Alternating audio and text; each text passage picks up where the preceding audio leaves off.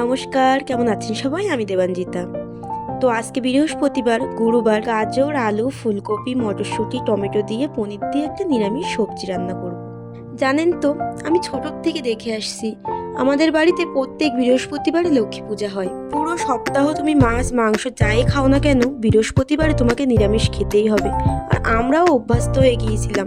এমনকি কোনো আত্মীয় কুটুম্ব কোনো বাড়িতে গেলেই আমরা আর আমিষ খেতাম না। বৃহস্পতিবার মানেই আমাদের কাছে নিরামিষ। এখন আমার ঠাকুরমা আমাদের সঙ্গে নেই, কিন্তু আমি সবসময় চেষ্টা করি তার রীতি রেওয়াজ সব কিছুকে ধরে রাখার। এই যে আমার এত কিছু রান্না বান্না, পূজা পার্বণ, আচার সবই কিন্তু তার কাছ থেকেই শেখা। জানেন তো, ছোটবেলায় ঠাকুরমার সঙ্গে কোনো নিমন্ত্রণ বাড়িতে গেলে বৃহস্পতিবার বলে নিমন্ত্রণ রক্ষা করেই চলে আসতাম, খাওয়া আর হতো না। আবার কোনো কোনো বাড়িতে পাশের বাড়িতে নিরামিষ খাবার দাবার রান্না করতো, সেটা খেয়ে নিতাম। নিরামিষ তো খেতেই হবে, এমন না যে বাড়ির বাইরে বলে আমিষ খেতে পারবো।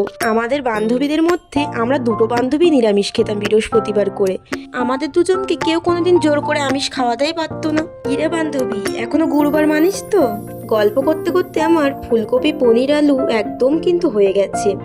তোমরা জানিও তোমাদের ভিডিওটা কেমন লাগলো। রাধে রাধে, সবাই ভালো থেকো।